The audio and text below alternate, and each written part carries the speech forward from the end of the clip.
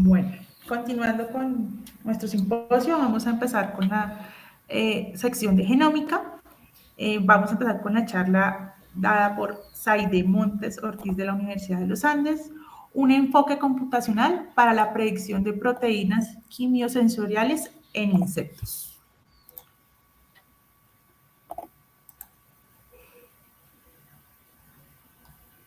Predicción de proteínas quimiosensoriales en un amplio rango de taxones de insectos, una aproximación computacional. Este trabajo fue dirigido por el profesor Alejandro Reyes y codirigido por el profesor Jorge Molina, y quien les habla, Saide Montes. Para comenzar, quiero contarles acerca de los compuestos orgánicos volátiles, que básicamente son señales químicas que son importantes para la biología y la ecología de los insectos. Hay muchos insectos que dependen de la localización de estímulos para poder llevar a cabo su proceso de oviposición. Asimismo, los insectos utilizan diferentes volátiles que emiten las plantas para llevar a cabo su proceso de alimentación, y esto mismo pasa con insectos hematófagos para localizar a sus huéspedes vertebrados. Por otro lado, la reproducción se lleva a cabo mediante la detección de señales químicas como feromonas, y en algunos insectos sociales son súper importantes para la comunicación. Este es un esquema del sistema olfativo de los insectos. Lo que ustedes observan acá es una antena. Las antenas tienen estos pequeños pelos que se llaman sencilias, y esas sencilias tienen unos poros a través de los cuales ingresan los olores, que es básicamente lo que se observa en esta. Una vez ingresan los olores, llegan a esta zona que se llama la linfa senciliar, en donde se encuentran diferentes tipos de proteínas. El primer tipo de proteínas son las proteínas de unión a olores, o BPs, que se caracterizan por tener 6 cisteínas altamente conservadas y son las encargadas de reconocer los olores y transportarlos a este complejo heteromérico, que están compuestos de este segundo tipo de proteínas, que son los receptores olfativos, que siempre van a estar acoplados a este correceptor que se llama orco. Una de las características moleculares para la identificación de estos receptores es que tienen 7 dominios transmembranales.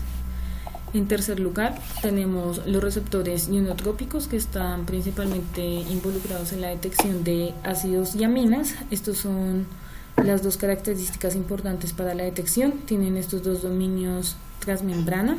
Y por último tenemos los receptores gustativos o GRs, que no tienen como una característica muy particular a nivel molecular. Están descritos como receptores que tienen dominios transmembrana variables. Y la importancia de estos receptores es que, a pesar de que no son del sistema olfativo de los insectos, están involucrados en la detección de un volátil súper importante, que es el dióxido de carbono. Algunas de las consideraciones que hay que tener en cuenta a la hora de trabajar con proteínas quimiosensoriales es que el grupo de los holometábolos, que es en donde se encuentran algunas mariposas, algunas moscas, mosquitos y cucarrones, siempre va a estar más representado en número de datos en comparación con los semimetábolos, en donde podemos encontrar algunos de estos tipos de insectos. Y por otro lado, otra cosa que es importante es que la caracterización funcional, o sea, realizar todos los experimentos para determinar qué proteína detecta qué volátil, es un poco laboriosa y consume bastante tiempo. En segundo lugar, también lo que ustedes observan en esta tabla es el número de genomas que se encuentran secuenciados, ensamblados y anotados en diferentes bases de datos, y en rojo nuevamente se resalta que los que tienen mayor número de genomas son los insectos holometábolos, y asimismo los genomas secuenciados no cuentan con una notación a profundidad debido a la falta de herramientas para llevar a cabo este proceso. En cuanto a las diferentes aproximaciones computacionales que se han realizado en esta área, se ha utilizado Machine Learning para llevar a cabo la predicción del ligando, a diferencia de lo que nosotros hicimos durante nuestro proyecto, que es hacer la predicción del receptor.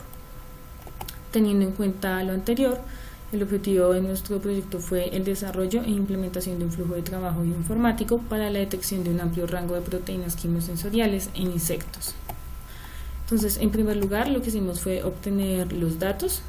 Utilizamos todos los genomas anotados en NCBI y todas las proteínas quimiosensoriales, y con esas identificamos asimismo qué proteínas estaban caracterizadas funcionalmente. Con el primer set de datos, que fueron los genomas, realizamos un análisis de la calidad y el ensamblaje, y establecimos que aquellos genomas que tenían en un 80% genes de copia único y estaban completos y van a ser utilizados para realizar la predicción del proteoma. Para la predicción de los proteomas utilizamos el programa Augustus y lo realizamos de la siguiente manera.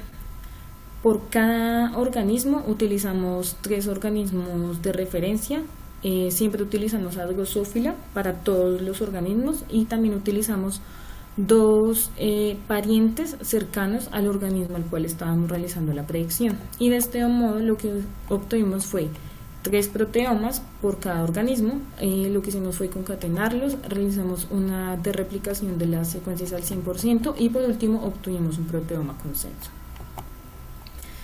En cuanto a los datos que nosotros utilizamos, son los que ustedes pueden ver en los recuadros rojos. Asimismo, lo que es importante resaltar es que de todas las proteínas anotadas en NCBI, habían 164 que ya tenían una validación funcional. Y asimismo, resaltamos nuevamente que teníamos un desbalance entre el número de holometábolos y hemimetábolos, siendo los holometábolos más representados. Con nuestro segundo set de datos, lo que hicimos fue realizar un análisis de ortólogos. Para eso utilizamos el programa OrthoFinder. El análisis se hizo por cada tipo de proteínas. Y lo que posteriormente realizamos fue identificar qué grupos ortólogos contenían al menos una de las proteínas funcionalmente caracterizadas.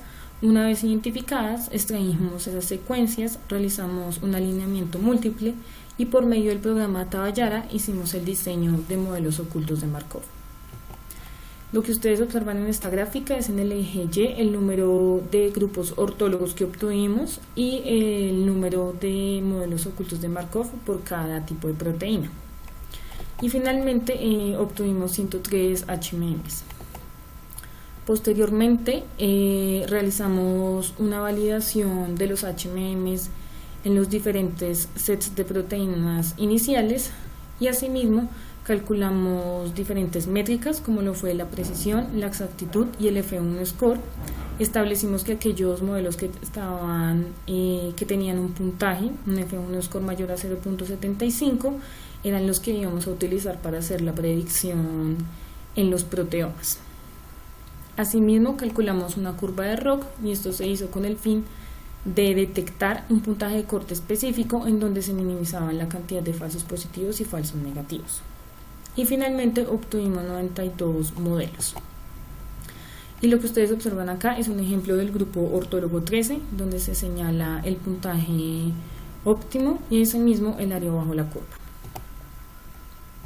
Posteriormente, una vez ya teníamos los modelos finales, lo que hicimos fue realizar la búsqueda de esas proteínas en los proteomas predichos, utilizando cada uno de los puntajes de corte específico para cada modelo. Luego extrajimos todas esas proteínas, realizamos una de replicación al 100% con el fin de obtener las proteínas únicas nuevas. Y finalmente, lo que ustedes observan en esta gráfica es el número de proteínas anotadas en comparación con las predichas con nuestros modelos. Y acá les dejo el número de proteínas que nosotros obtuvimos.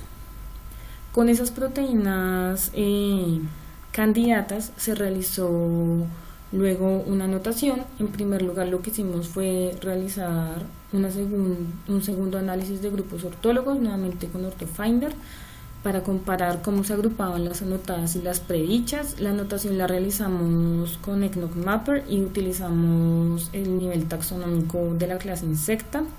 Y teniendo en cuenta las diferentes características de cada proteína, utilizamos otras herramientas como lo fue MEME para las OVPs y los ORs y PIFAM para todas las proteínas. En cuanto a las OVPs, lo que ustedes observan acá son los diferentes órdenes y en el eje X están los términos asociados a las búsquedas con ECNOC-Mapper. Entonces lo que quiero resaltar es que las proteínas que están de la columna A a la C son proteínas que cuentan con una anotación como lo esperábamos, y por el otro lado tenemos acá el motivo consenso que se encontró con MEME, y como pueden observar ustedes tenemos nuestra segunda y tercera cisteína con los 3 aminoácidos y la cuarta y la quinta cisteína con los 8 aminoácidos que son característicos de las OVPs. En segundo lugar, en el caso de los ORs, nuevamente tenemos acá los órdenes que tienen proteínas candidatas y en X tenemos los términos asociados a la búsqueda. En este caso, tanto la columna A y B son las proteínas que tienen términos asociados a lo que esperábamos. Y acá les dejo un ejemplo. Encontramos 316 receptores de feromona del lepidóptero. Y ya revisando con meme encontramos que todas las proteínas tienen este motivo que ya había sido previamente descrito por estos autores, en los cuales ellos realizaron una mutagénesis dirigida al residuo E y encontraron que una vez hicieron esto se generó una pérdida de función de la proteína y no se detectaba la feromona. Para el caso de los receptores ionotrópicos, nuevamente tenemos acá los órdenes y acá tenemos los términos asociados a la búsqueda. Acá el número de proteínas asociadas a lo que esperábamos es mucho menor en cuanto a la notación, pero ya con PIFAN encontramos un número alto de proteínas que tenían esos dominios conservados que esperábamos. Por último tenemos los receptores del gusto. Entonces, como pueden observar ustedes acá, el número de órdenes es mucho menor con respecto a las otras proteínas y los términos asociados a la búsqueda. Algo que es importante resaltar es que la mayoría de los receptores solamente los encontramos en insectos del grupo holometábulos.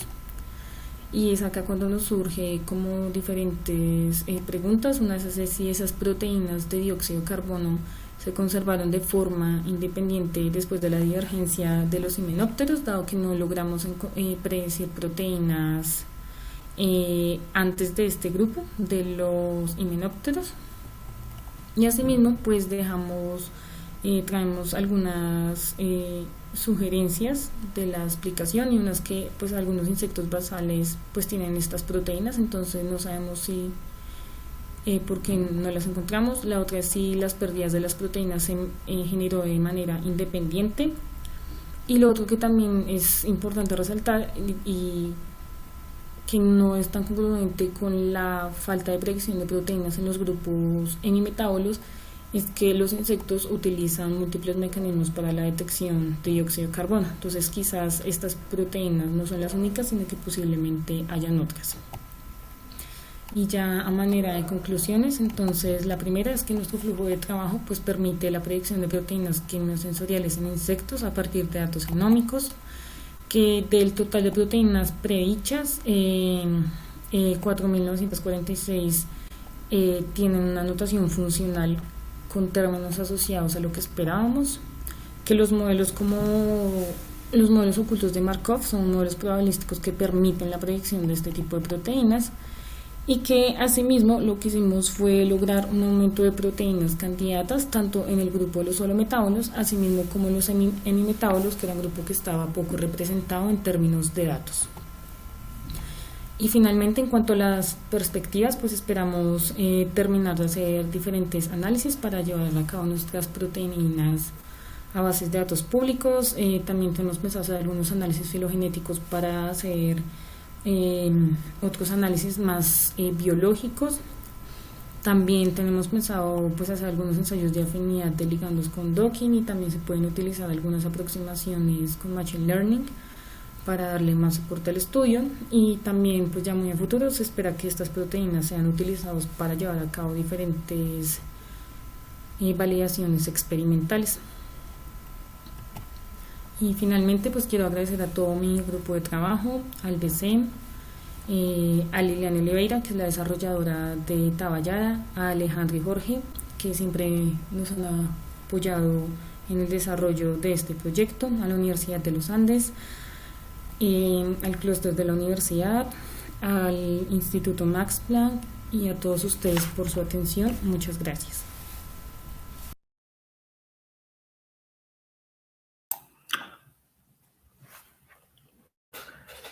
Bueno, esa fue la presentación de Saide. No sé si tenemos un espacio para preguntas. Si tienen alguna pregunta, por favor, envíennosla.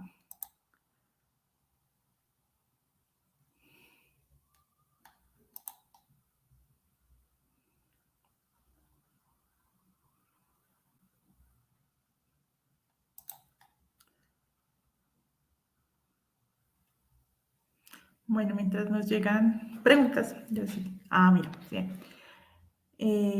Bueno, José Cruz nos hace la siguiente pregunta. ¿Qué aproximaciones de Machine Learning se pueden ejecutar en el futuro de tu trabajo? Hola, hola a todos, muchas gracias por haber asistido. Bueno, una de las limitaciones que teníamos nosotros al principio, si queríamos aplicar Machine Learning, es que nosotros no tenemos un set de datos positivo como para poder realizar un método de control supervisado. O sea, entonces queremos ver si vamos a utilizar alguna implementación de un método no supervisado para ver si, teniendo en cuenta las predicciones que ya hicimos con los modelos ocultos, al final podemos encontrar asociaciones de cuáles serían como los receptores que están involucrados en detectar volátiles específicos. Entonces, eso sería como en principio, porque una de nuestras limitaciones para hacer Machine Learning es que nuestros controles como positivos, nuestro set de datos inicial como, sí, positivo, pues es muy bajo. Entonces, queremos ver si de pronto al hacer Machine Learning podemos devolvernos y obtener lo mismo que obtuvimos con los métodos ocultos de Markov. Pero como tal, un método puntual, solo te podría decir que podríamos hacer un método no supervisado por el momento.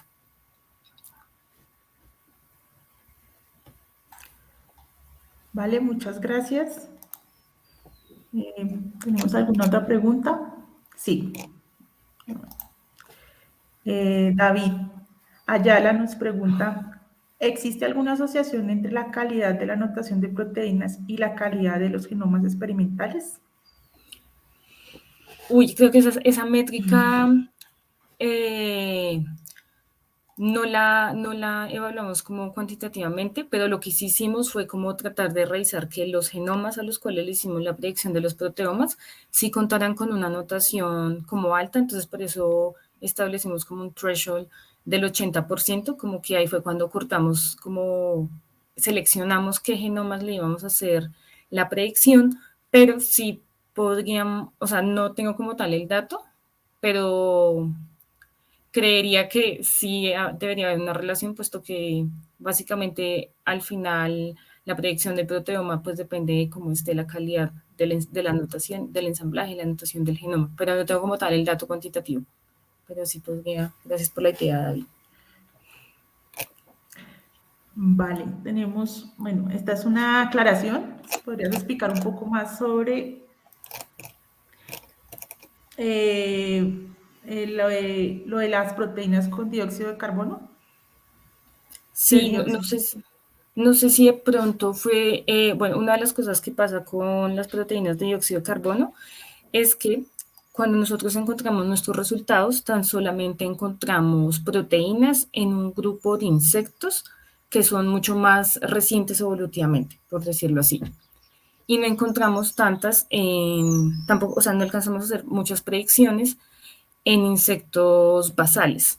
Entonces, nosotros todavía pues tenemos como ciertas hipótesis de por qué puede haber pasado y una de esas es que después de que se da esa división entre esos insectos basales y como los más recientes, pueda que hayan aparecido esas proteínas, a pesar de que hay algunos que ya son ancestrales que sí las tienen, pero básicamente las proteínas no se encontraron en esos grupos ancestrales. No sabemos si fue como que las proteínas aparecieron después de un grupo o si pueden ser distintas proteínas, pero teniendo en cuenta lo que ya hay como funcionalmente o lo que ya como que tiene validación experimental, no encontramos esas proteínas en esos grupos basales, a pesar de que se sabe que a nivel comportamental ellos sí detectan esos volátiles.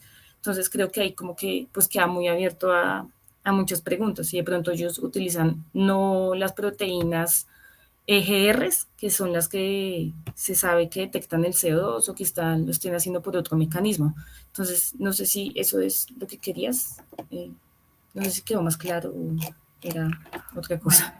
pues igual pueden Sí. enviar las preguntas. Una última pregunta, que sería esta.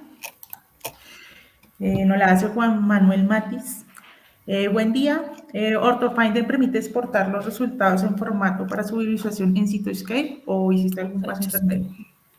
Sí, yo hice la visualización, o sea, actualmente como este proyecto todavía está en curso, yo utilicé Cytoscape, pero el problema fue que al final yo tuve bastantes, o sea, los datos se aumentaron mucho, entonces la visualización como tal no se ve muy bien en redes.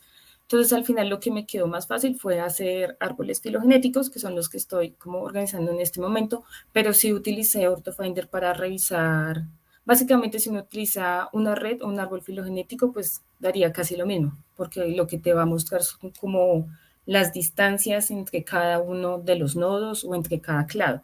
Pero visualmente a mí me funcionó más árboles que redes, pues porque era pues estéticamente y era más fácil leerlo en árboles que en redes, pero sí lo utilizamos.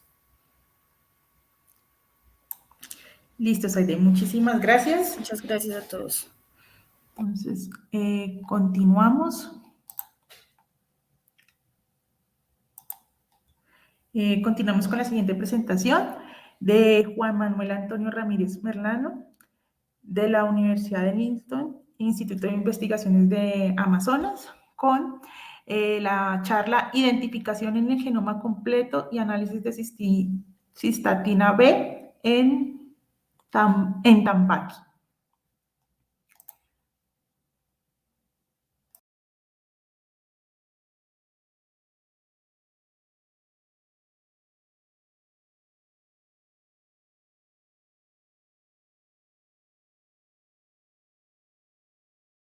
Cordial saludo para todos. En el día de hoy voy a presentar el trabajo titulado Identificación y análisis de cistatinas B en el genoma de Tambaqui Colosoma macropomo, trabajo que contó con la colaboración de las doctoras Raíces dos Santos Acevedo y Daniela Volcán Almeida.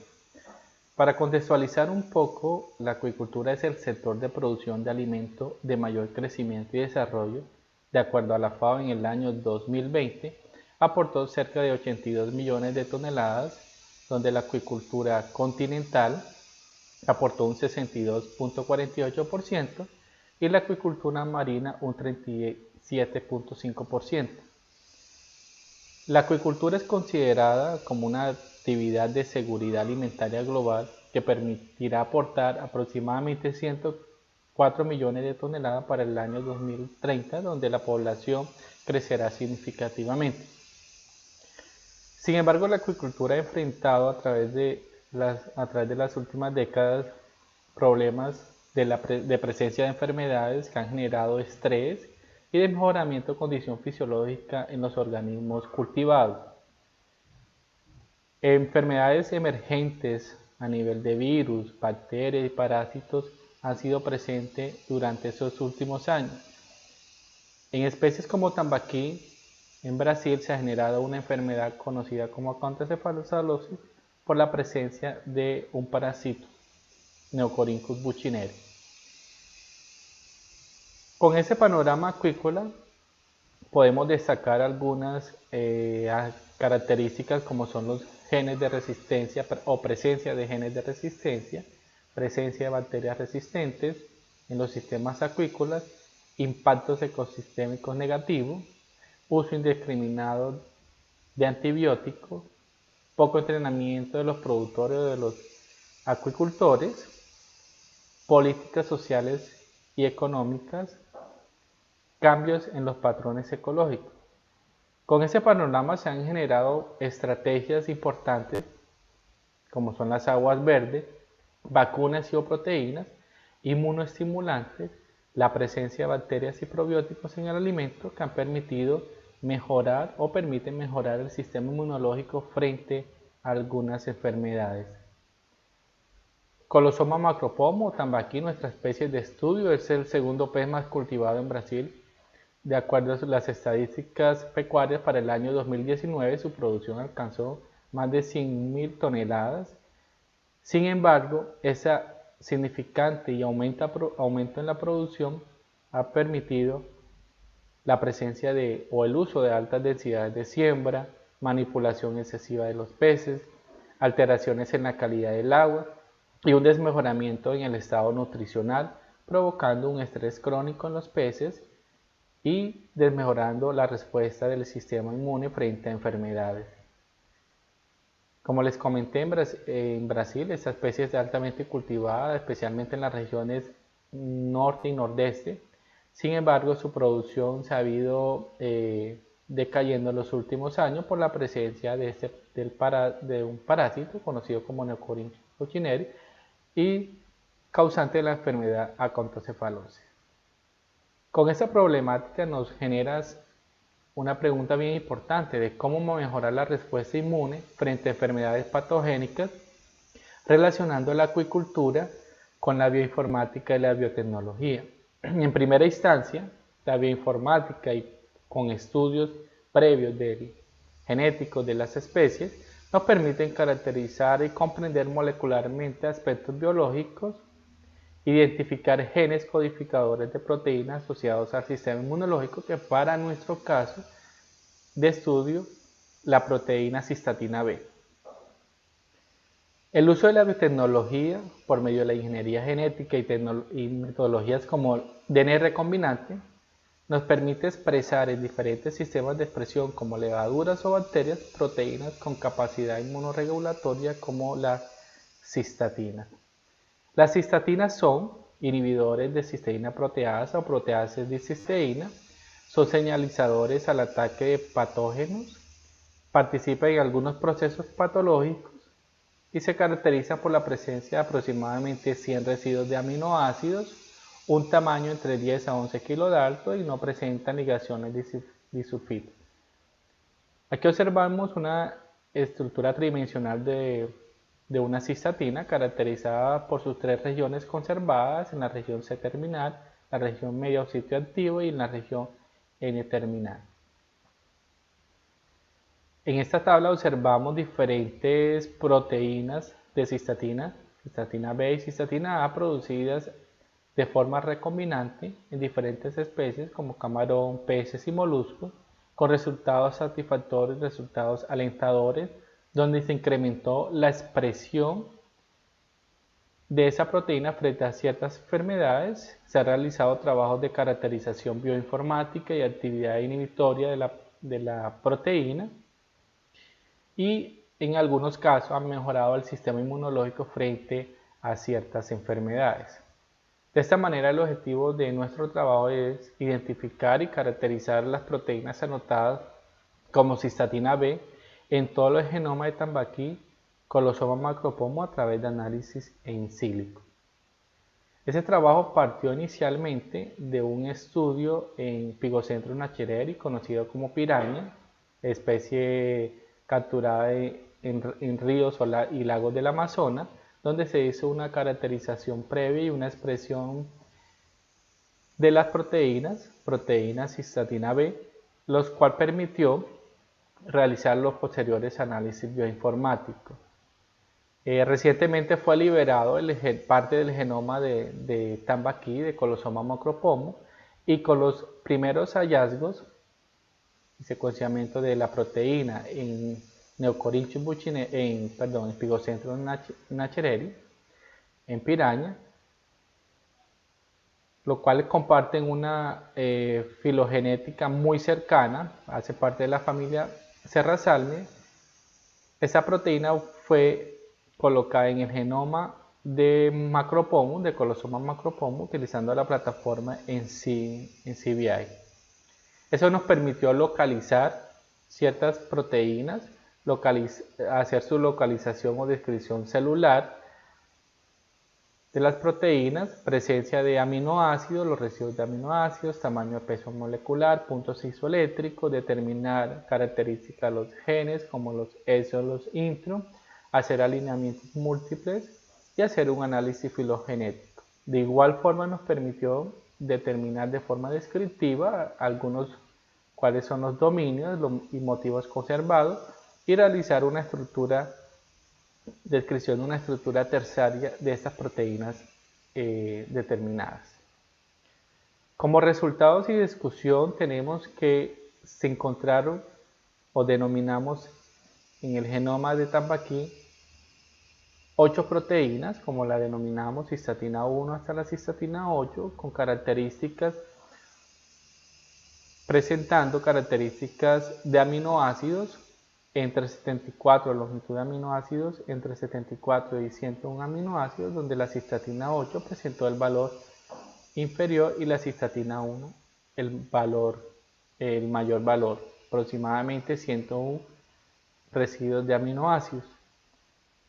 Con respecto al punto isoeléctrico y el tamaño molecular, el peso molecular de esas proteínas, la proteína de menor peso molecular se encontró para la cistatina número 8,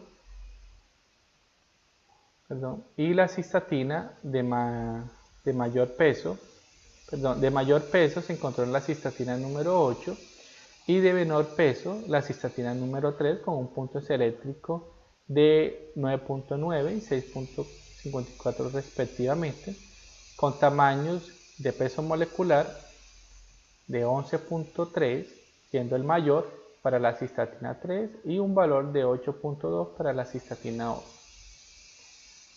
Su localización subcelular, todas las cistatinas presentaron una localización en el citosol de la célula. Esa figura muestra la estructura génica, alineación de la secuencia y análisis de los motivos proteicos de cistatina, donde encontramos las regiones codificantes, como los exons, 3 exons para cada cistatina, y encontramos también la región no codificante, los hipnos, y las regiones no traducidas, que para los primeros casos, la cistatina 1, 2, 3 y 4, fueron observados.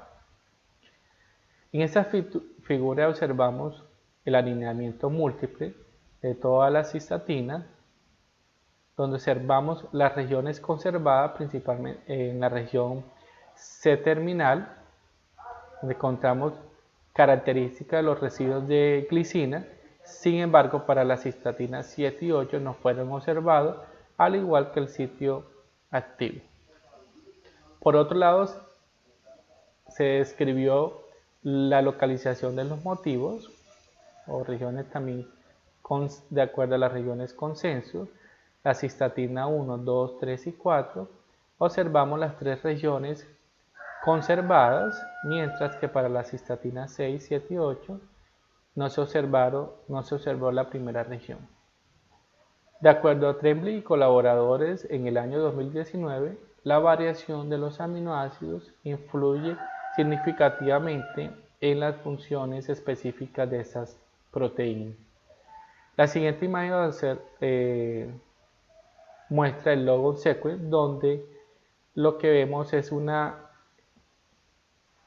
alta presencia de residuos de aminoácidos, donde las letras de mayor tamaño significa su presencia en casi todas las proteínas determinadas o evaluadas, que para este caso la glicina, como lo podemos observar para el motivo central o el sitio activo, se observó en gran presencia en todos los motivos o sitios activos.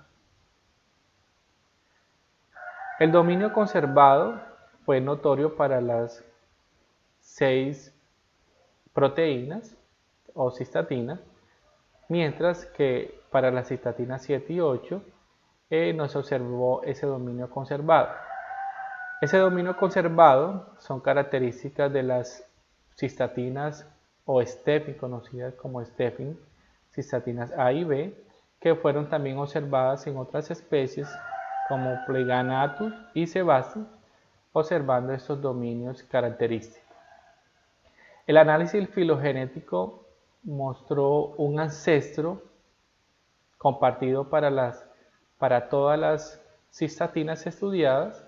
Sin embargo, las secuencias cortas, como fueron observadas en su número de residuos en la primera tabla, en la primera información, esas secuencias cortas son altamente divergentes y pueden producir valores de Bostrom bajos en árboles filogenéticos y permite que ellos se ubiquen en la base del árbol filogenético. Por último, observamos la estructura tridimensional de la cistatina B. Esa estructura tridimensional tuvieron como modelo la cistatina humana, donde observamos una característica muy similar desde la cistatina 1 hasta la cistatina 7, con los sitios activos y las regiones sitios activos y regiones conservadas características para estas proteínas. Como podemos observar, la cistatina 8, que en los anteriores resultados mostraron menor número de residuos de aminoácidos, características de no presencia de los dominios y regiones conservadas, su estructura tridimensional difiere un poco de las estructuras de las otras proteínas, donde no observamos claramente la región inicial, región C-terminal y la región conservada con los residuos de aminoácidos de glicina. Como conclusión, este trabajo y el uso de las herramientas de bioinformática nos permitieron generar información de la proteína cistatina B a nivel molecular y estructural. A partir de este estudio es posible entender las funciones biológicas de la cistatina B en tambaquín y nos permite aclarar sus funciones específicas y proporcionar información sobre cómo se puede manipular y utilizar esta proteína para la prevención y o tratamiento de enfermedades infecciosas en los peces.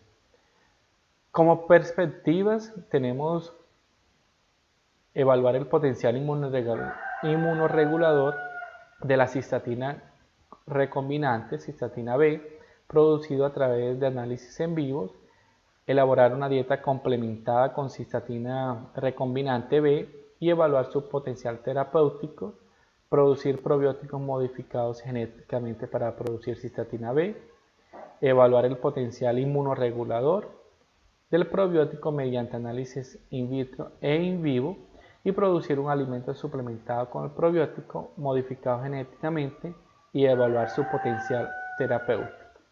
Quiero agradecer a la Universidad Newton Leeds, al Instituto Nacional de Pesquisas del Amazonas, a la Universidad Federal de Río Grande, al Programa de Posgraduación en Acuicultura, a la Fundación de Amparo y Pesquisa del Estado del Amazonas y al Consejo Nacional de Desarrollo Científico y Tecnológico en Brasil, los cuales permitieron realizar ese trabajo. Algunas referencias bibliográficas. Muchísimas gracias a todos por su atención.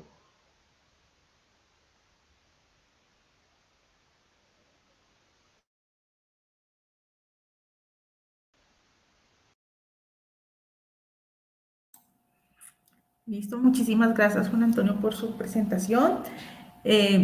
Por favor, no olviden escribir sus preguntas. Tenemos preguntas al Q y al A.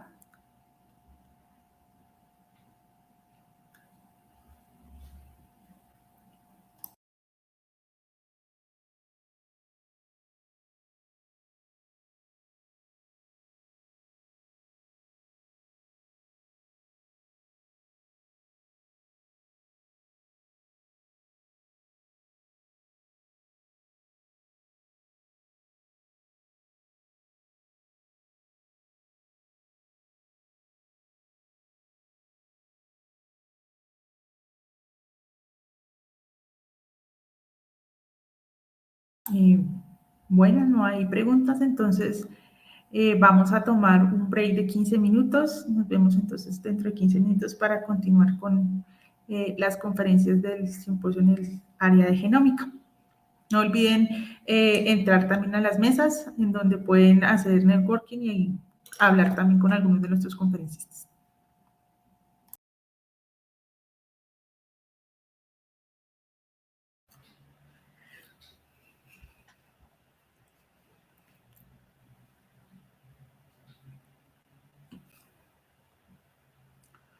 Bueno, continuando con nuestra sesión de genómica, el siguiente presentador va a ser Martín Holguín Osorio de la Universidad de Antioquia y nos va a presentar detectando la diversidad de peces en ríos andinos mediante el uso de metabarcoding de ADN ambiental, DNA.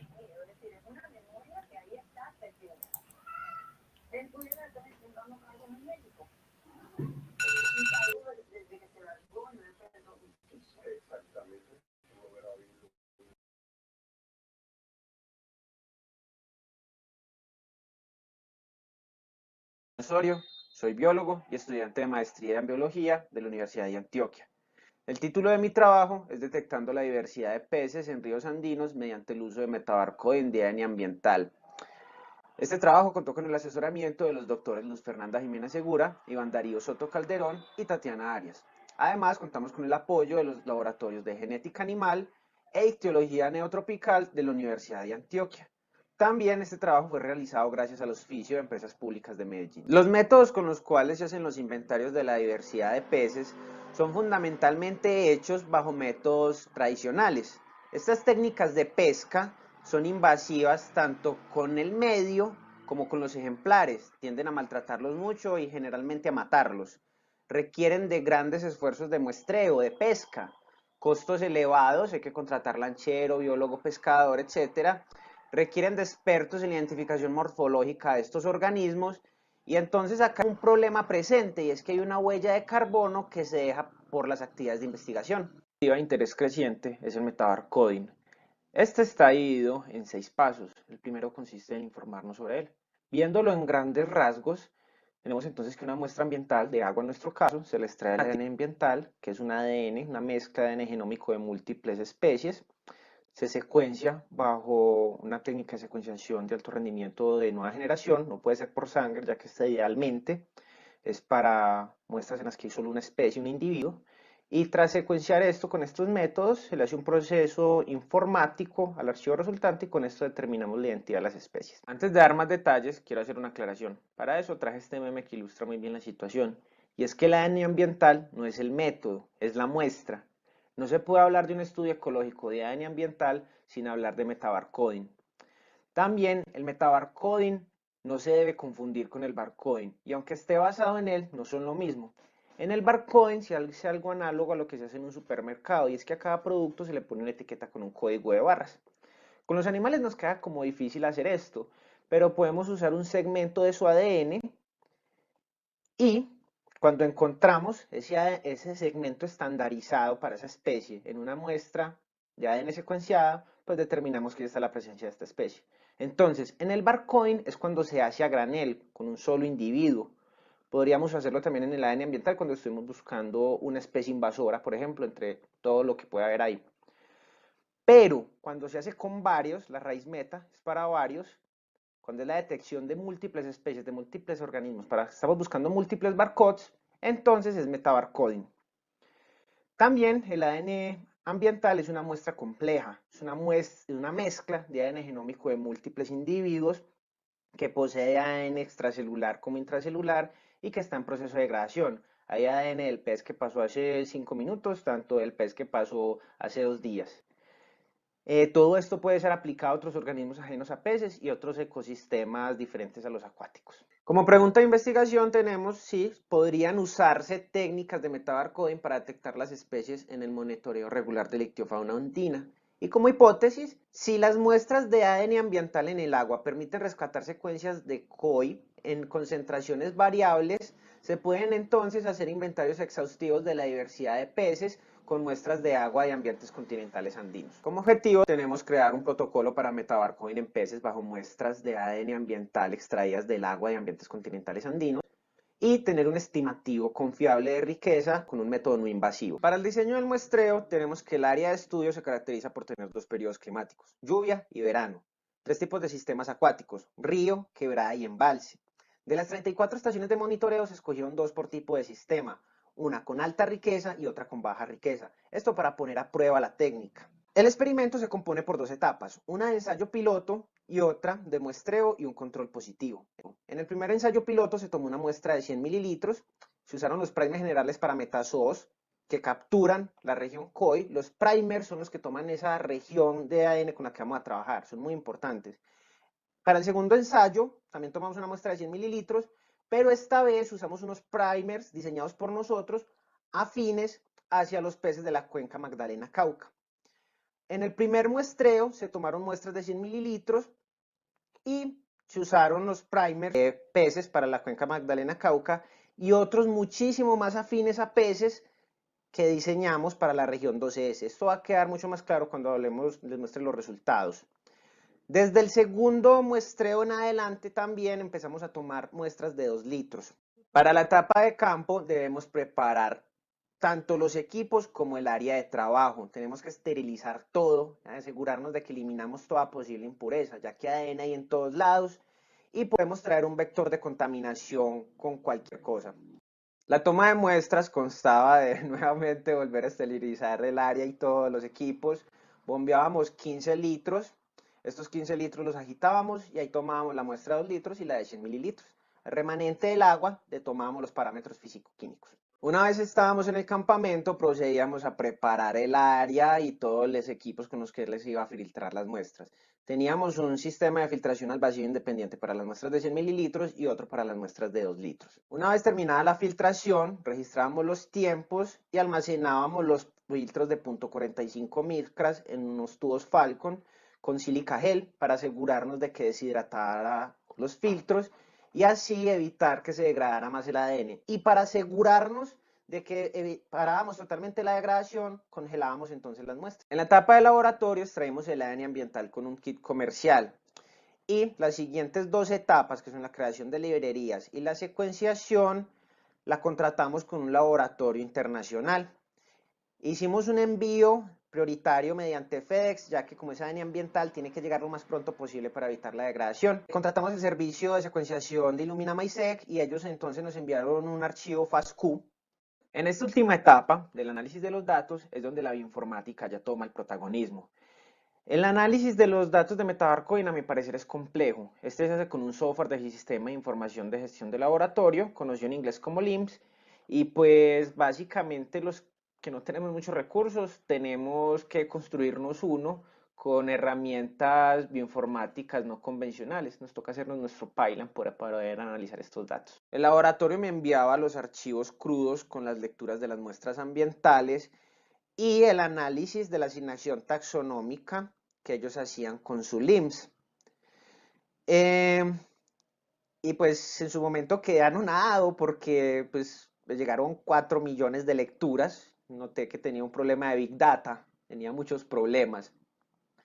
En sus inicios, que no tenía casi habilidades informáticas, pues lo que me podía limitar a hacer era el análisis taxonómico de ellos, la lista en Excel que ellos me proveían, hacer una lista de las especies esperadas de peces que hay en la región de estudio, y con la función buscar B, ahí sacaba las especies pues, que se encontraron. En el primer ensayo se encontraron 2 especies y en el segundo se encontraron 5.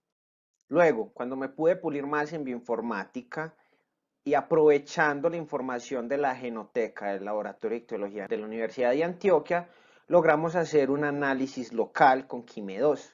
Creamos entonces un script en el cual pusimos muy buenas notas para garantizar la replicabilidad y también hicimos una presentación paralela en Prezi para entender mejor el paso a paso de todo el pipeline. De las salidas que tiene nuestro pipeline, hay 2 salidas que son muy útiles para interpretar la asignación taxonómica. La primera son las filogenias de las muestras ambientales. Acá tenemos entonces lo que se encontró en el primer ensayo piloto, tenemos que es una filogenia con muchas terminales, pero si le hacemos zoom a donde se asignaron los peces, vemos que hay una diversidad asociada a peces, pero que no alcanzamos a identificar. En el segundo ensayo piloto, ya que usamos los primers más afines a peces, encontramos también otra vez el mismo escenario, un montón de cosas, un montón de diversidad. Y en el área de peces, en la rama de peces, vimos que se construyó mucho mejor la filogenia. En el otro producto, que son los taxabarplots, podemos ver gráficamente la totalidad del ADN ambiental y qué proporción de este se asignó y a qué especies. Acá lo interesante es que podemos ver que en el primer ensayo piloto, los primers generales para metazoos del ERAI no nos capturaron ni un 1% del ADN que estábamos buscando. Una vez ya optimizamos los primers para coger más ADN de peces, encontramos que se cogió una mayor proporción de ADN de peces en el total del ADN ambiental y que además se asignaron muchas más especies, o sea, se mejoró la detección. También en el análisis local encontramos muchas más especies. Para ayudarnos a entender qué sucedió, hicimos uso de PCR sin sílico. Resulta que los productos de secuenciación son archivos electrónicos y podemos hacer uso de estos archivos para hacer simulaciones. Entonces nos descargamos todos los mitogenomas completos del MBL y los filtramos por vertebrados. Estos los dividimos en peces y no peces e hicimos entonces nuestras respectivas simulaciones con el programa EcoPCR. Esta primera parte de la simulación es el logo de ADN y nos muestra la variación en los sitios de anclaje de los primers. Nótese que la variación en los primers del ERAI es muy alta. En esta primera posición tiene que ser afín a los 4 tipos de nucleótidos, mientras que por ejemplo en el segundo ensayo piloto solo tendría que ser afín a timina. Al hacer estos cambios, al degenerar tanto los primers para que puedan reaccionar con esta variabilidad, se hace que los primers cometan errores, se tengan que saltar posiciones para empezar a amplificar algo. Y eso es justamente lo que nos muestra el gráfico de acá de abajo, que es la distribución de los desaciertos de los primers. Acá entonces vemos que estos primers del ERAI tienen que cometer un mínimo de 7 errores para poder amplificar algo.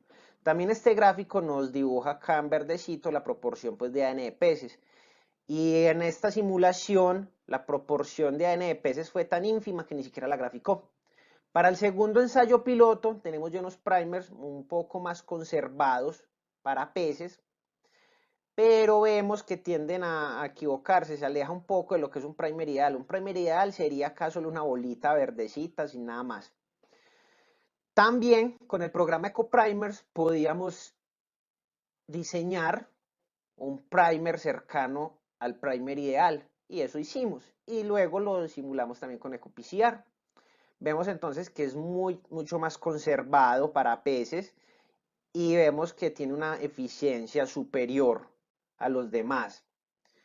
Sin embargo, esto nos arrojó otro gen, lo cual conlleva otros procesos. También el programa nos permite calcular el índice BS, que es como el poder taxonómico, la capacidad que tiene para discriminar especies. Vamos a hacer la suposición de que en MBL están las secuencias de ADN de todos los peces del mundo. Entonces, con LERAI podemos diferenciar un 45% de las especies de peces del mundo, con Fish F2 aproximadamente el 90% y con los primers para 12S un 84%. Es muy interesante ver que aquí hay como una especie de intercambio equivalente, ya que aunque los primers para 12S se comportan mejor en un escenario de ADN ambiental donde hay ADN y otras cosas para amplificar ajenas a peces, en COI hay un mayor poder taxonómico. Bueno, ya con los datos del muestreo, por ahora no tenemos listos los datos de 12S, ya que la genoteca está en construcción. En el primer muestreo, que corresponde a la época de lluvias, solo se encontró una especie y también fue poca como la diversidad en esa muestra ambiental. En el segundo muestreo, que fue en verano, que hay el mismo número de peces, pero hay menos agua, se encontró muchas más especies y también la muestra ambiental tiene más terminales. Para el tercer muestreo no se encontró ni una. Los taxabarplos nos muestran lo mismo, que hubo muestras en las que no se detectó ningún pez, pero en el segundo muestreo vemos unos datos muy interesantes, ya que aparentemente la identificación, la asignación de especies es diferente en las muestras de 100 mililitros versus las de 2 litros. Sin embargo, tenemos que hacer pruebas estadísticas para determinar que hay diferencias significativas en la asignación de estas especies. Para el control positivo, pues tenemos unos mejores resultados. Acá es una muestra compuesta donde solo hay ADN genómico de peces, no hay ADN de otras cosas. Entonces nos construyó una muy buena filogenia, nos asignó muy bien todo.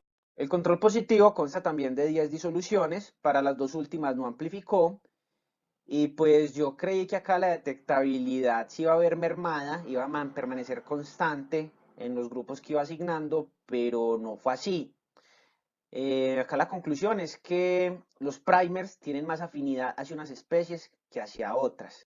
Sin embargo, falta también hacer las pruebas estadísticas para determinarlo correctamente.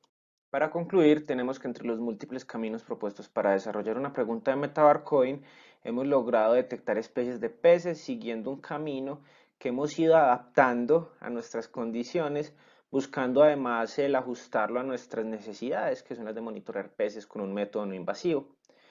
También que el análisis local con una base de datos también local del área de estudio asigna un mayor número de especies, y tal parece que la alta variabilidad en la región COI y el volumen del agua tienen un efecto en la detección de los organismos acuáticos andinos, tal cual como se ha reportado en la literatura en otras regiones. Sin embargo, tenemos que terminar de analizar la información con el DSS para poder concluir con toda la información que tenemos disponible.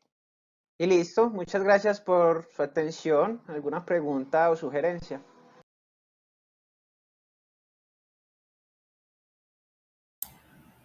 Bueno, finalizó la presentación. No sé si tengan alguna pregunta. Por favor, envíenosla.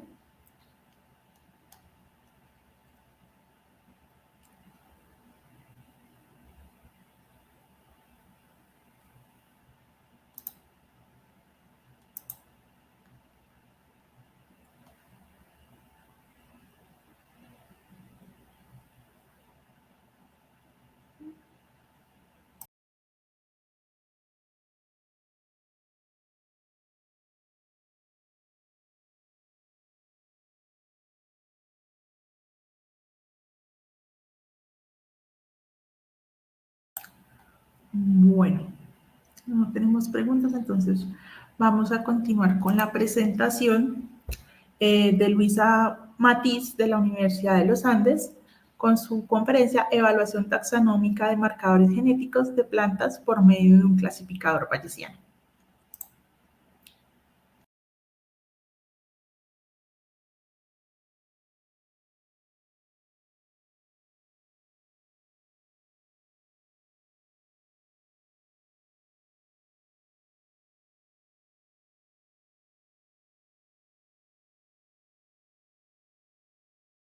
Y les quiero hablar de mi proyecto titulado Análisis de marcadores genómicos de plantas por clasificadores bayesianos. Este trabajo fue realizado en el laboratorio de BCM bajo la tutoría de Alejandro Reyes y Juan Manuel Anzola.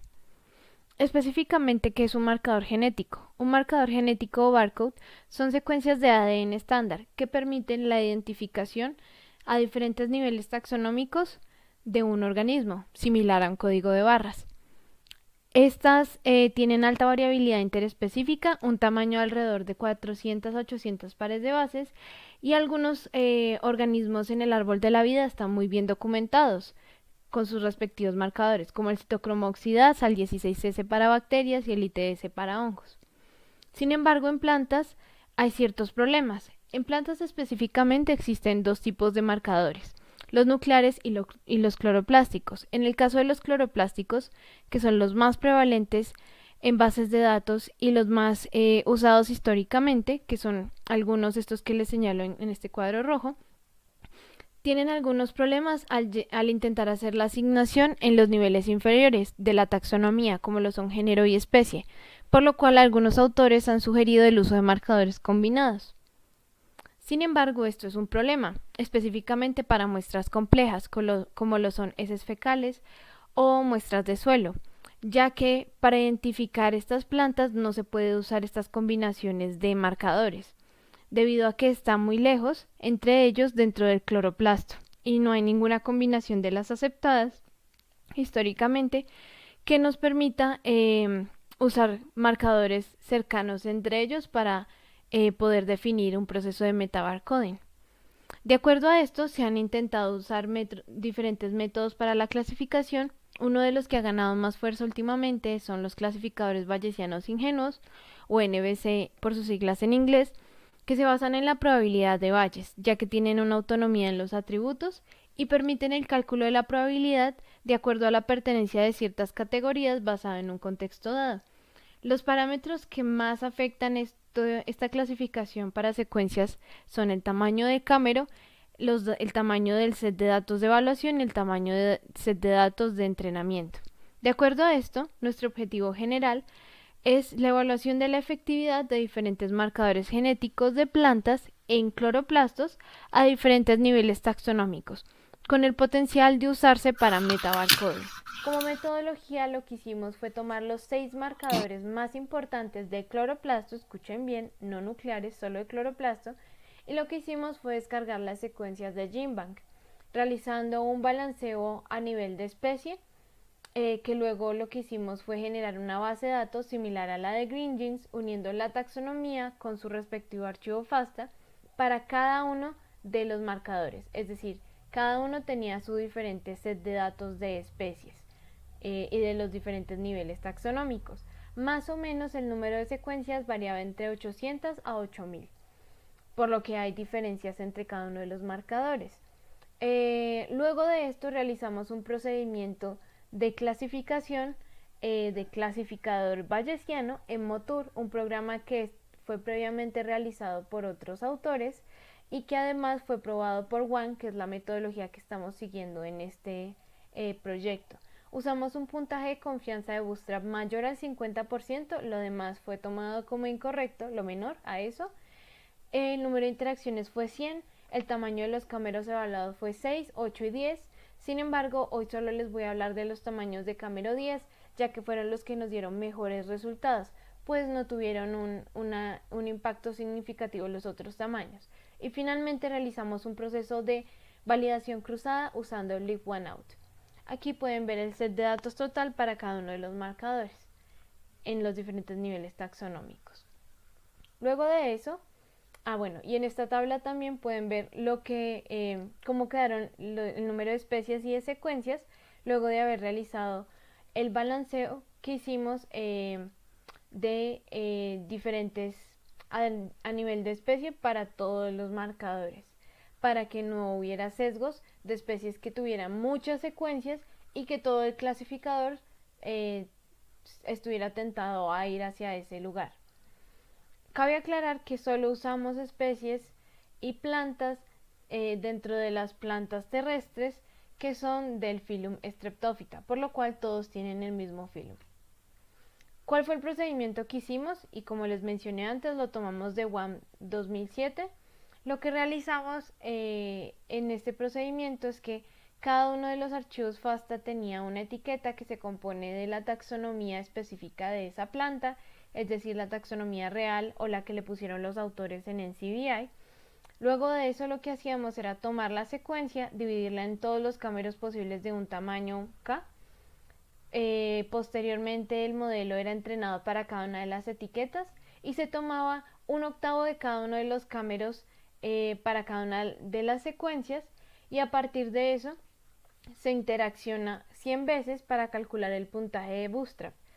Y después de esto lo que se hacía era, con el puntaje de Bootstrap y a través de las diferentes identidades que tienen de cameros, como viendo su huella, se calcula la probabilidad de que cierta secuencia tenga un cierto set de cameros y a esa secuencia se le asigna una cierta etiqueta. Y esto se hizo varias veces. La validación cruzada, que también les mencioné, lo que hace es que simplemente saca una, y en nuestro caso el Leave One Out, saca una de las secuencias, vuelve a clasificar todo y vuelve a intentar clasificar con esa secuencia con el nuevo set de datos. Esto es lo que hace el Leave One Out. Y también lo hicimos justamente, aunque aumenta el esfuerzo computacional, disminuye la pérdida de precisión.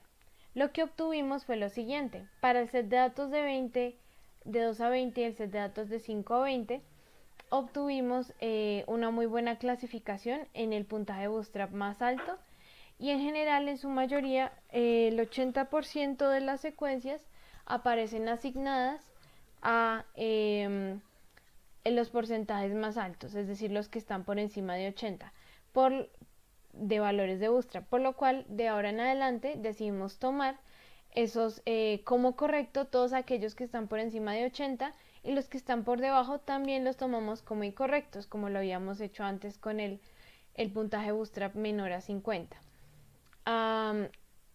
Esto lo hicimos tanto para género como para especie, que sabíamos que eran los que iban a ser problemáticos. Luego de eso evaluamos la resolución de los marcadores, es decir, a los diferentes niveles taxonómicos, tanto para el set de datos de 5 a 20 como para el set de datos de 2 a 20. Esto lo hicimos tomando todas aquellas secuencias que fueron calculadas por encima de 80, que fue lo que tomamos antes en el puntaje Bootstrap. Y como pueden ver, en general de Phylum hasta familia parece clasificar muy bien, tanto para este set de datos como para el de 2 a 20, que lo hicimos, lo evaluamos de esta manera para evaluar qué tanto afectaba la representatividad de las diferentes secuencias en las bases de datos con respecto a cómo clasificaba su identidad, y vemos que por lo menos hasta familia lo hace bien, pero en el caso de género y especie sí disminuye, siendo en género algunos marcadores que sobresalen y son mejores clasificando, como MATK, y en especie ninguno sobrepasa el 90% de las especies clasificadas, que es el threshold escogido por algunos autores para clasificar como un buen marcador. Por eso decidimos evaluar, ok, dentro de las especies y los géneros, cómo está ocurriendo la clasificación, es decir, si se está asignando correcta o incorrectamente las especies, porque hay unas especies que aunque el valor diga que está altamente asignado de acuerdo al puntaje Bootstrap, no corresponde a la especie real, y lo que descubrimos es que en general MATK, tanto para especies como para género, es aquella que tiene menor porcentaje de especies incorrectamente asignadas, lo cual nos indica que este marcador parece ser el más efectivo para muestras, como potencial marcador para muestras complejas. Luego de esto lo que hicimos fue una evaluación del F1, que lo que nos permitió fue ver el puntaje de F1, que es el que se describe por la sensibilidad y la especificidad, y lo que descubrimos es que el F1 varía de acuerdo a los diferentes géneros. Hicimos un promedio de cada uno de los F1s para cada género dentro de cada marcador y tomamos como un rango un poco arbitrario 0.25 como aquellos géneros que tenían una mala clasificación dentro de los diferentes puntajes de F1. Finalmente hicimos una identificación de sus géneros problema y describimos la variación para cada uno de los diferentes alineamientos usando Mosul en estos géneros problema. Lo que pueden ver aquí es la distribución de los diferentes géneros asignados del puntaje de F1, y como pueden ver, la mayoría de los géneros están en el F1 score más alto, pero igual hay una tendencia a algunos géneros a estar un puntaje pequeño, pero a estar en valores bajos. Tomamos este rango simplemente porque realmente queríamos tomar aquellos que eran los peores, entonces por eso es como nuestro límite inferior. Y esos géneros que encontramos son estos que vemos aquí, donde resaltan algunas especies de importancia económica, como lo son el arroz, la teca asiática y el trigo, y también los girasoles. A partir de eso hicimos unos heatmaps de la frecuencia y distribución de los patrones, y nos dimos cuenta que, como pueden ver aquí, está coloreado de acuerdo a la familia. Estas tres, las azules pertenecen a la misma familia, la amarilla a otra, y el cuadrado nos indica la distribución por género. Y como pueden ver aquí, estos géneros, que son los que son realmente problemáticos, tienen una distribución muy diferente a la que sería la ideal, donde debería ser una diagonal, donde cada uno de los géneros en su clasificación corresponde totalmente con la misma especie dentro de cada uno de los géneros. Incluso vemos que dentro de la misma familia algunos géneros se están equivocando entre ellos, como lo son Aegilops y Triticum. Finalmente, para la variación por género, nos dimos cuenta, aquí solo les muestro un ejemplo, igual que en el cuadro anterior, que no hay variabilidad significativa para asignar especies, y parece ser que por eso en los diferentes marcadores estos marcadores no están siendo suficientes para la asignación de estos géneros en específico dentro de cada una de las especies señaladas como problemáticas.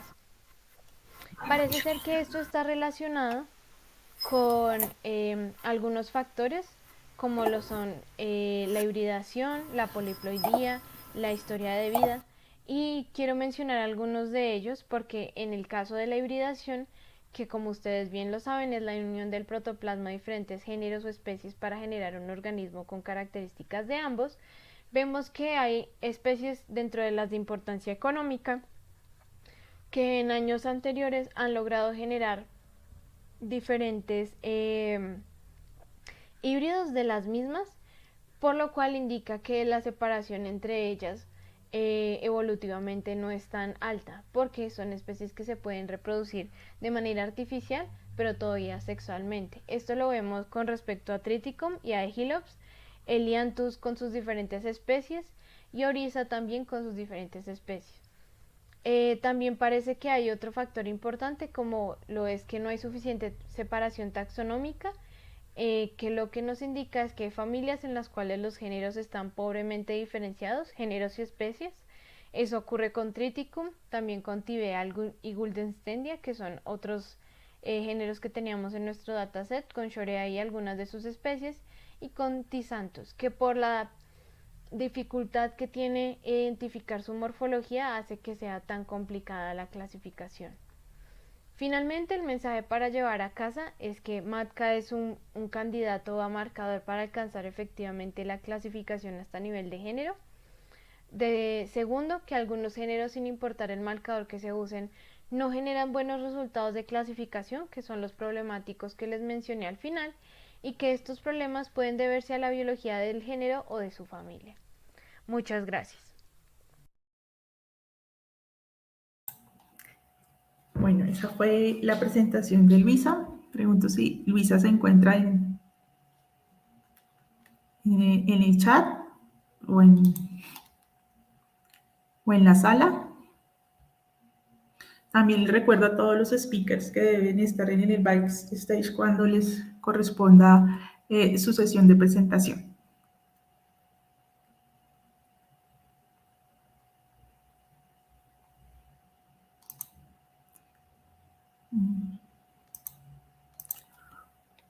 Bueno, pues la sesión de preguntas entonces quedaría para escribirle a ella directamente o en el QA.